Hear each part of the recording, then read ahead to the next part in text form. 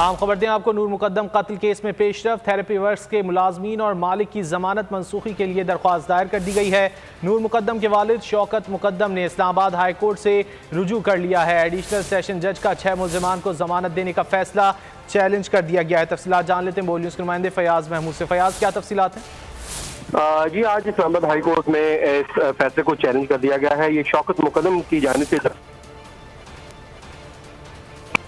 फयाज महमूद से दोबारा रब्ता करने की हम कोशिश करते हैं। नूर मुकद्दम कत्ल केस में पेशरफ्त हुई है। थेरेपी वर्क्स के मुलाजमीन और मालिक की जमानत मनसूखी के लिए दरख्वास्त दायर कर दी गई है।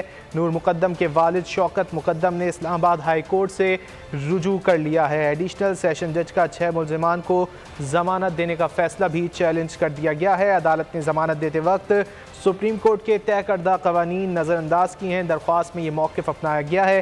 मुल्जिमान ने जाकिर जाफ़र और इस्मत जाकिर की जमानत मनसूखी के हक़ाइक़ को भी छुपाया है। नूर मुकद्दम कत्ल केस के हवाले से आपको आगाह कर रहे हैं। थेरेपी वर्क्स के मुलाजमीन और मालिक की जमानत मनसूखी के लिए दरख्वास्त दायर कर दी गई है। नूर मुकद्दम के वालिद शौकत मुकद्दम ने इस्लामाबाद हाई कोर्ट से रुजू कर लिया है और एडिशनल सेशन जज का 6 मुल्जिमान को जमानत देने का फैसला चैलेंज कर दिया गया है। अदालत ने जमानत देते वक्त सुप्रीम कोर्ट के तय करदा कवानीन नज़रअंदाज किए हैं। जमानत में मौक़िफ़ अपनाया गया है। सब्सक्राइब करें और बेल दबाएं ताकि कोई खबर रह न जाए।